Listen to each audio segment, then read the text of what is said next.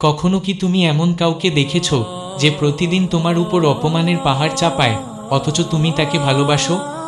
আজ আমরা শুনব এমনই এক হৃদয় ছোঁয়া গল্প, বিশ্বনবী হজরত মুহাম্মদের জীবনের, যে আমাদের শিখায় কেমন হওয়া উচিত একজন মুসলমানের চরিত্র। মক্কার সেই দিনগুলো, মানুষ তখন তাওহীদের আহ্বান শুনতে রাজি ছিল না। নবীজি যখন মানুষকে ডাকতেন লা ইলাহা ইল্লাল্লাহ, তখন অনেকে পাগল বলতো, কেউ গালি দিত, কেউ পাথর ছুঁড়ত। মক্কার এক বৃদ্ধা মহিলা ছিলেন যিনি রাসূলকে সবচেয়ে অপছন্দ করতেন। প্রতিদিন তিনি এক কাজ করতেন।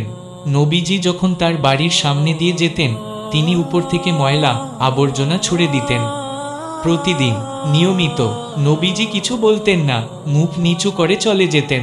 একটুও রাগ করতেন না, কারণ তিনি জানতেন তারা জানে না আমি তাদের কেমন ভালোবাসি। একদিন নবীজি দেখলেন আজ কেউ কিছু ছুঁড়ল না। 3 দিন, কিছুই না। তিনি চিন্তিত হলেন। তিনি গেলেন সেই মহিলার বাড়িতে, দরজায় কড়া নাড়লেন। ভিতর থেকে এক দুর্বল কণ্ঠে উত্তর এলো, কে?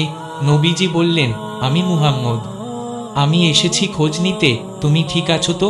আজ 3 দিন তোমাকে দেখিনি। মহিলা কেঁপে উঠল, চোখে পানি চলে এল। এই কেমন মানুষ, যাকে আমি অপমান করতাম, আজ সেই আমার দরজায় এসেছে সুধর নিতে? তিনি কাঁদতে কাঁদতে বললেন, তুমি তো সত্যিই আল্লাহর প্রেরিত নবী। আমি সাক্ষ্য দেই, লা ইলাহা ইল্লাল্লাহ মুহাম্মাদুর রাসূলুল্লাহ।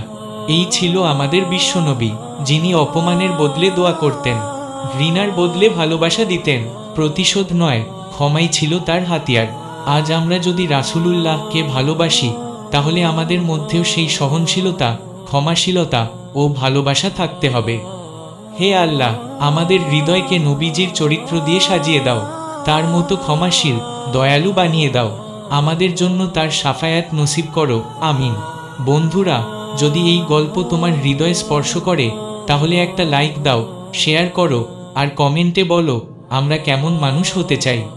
আর এমন হৃদয় ছোঁয়া গল্প পেতে চ্যানেলটি সাবস্ক্রাইব করে পাশে থাকো ইনশাআল্লাহ।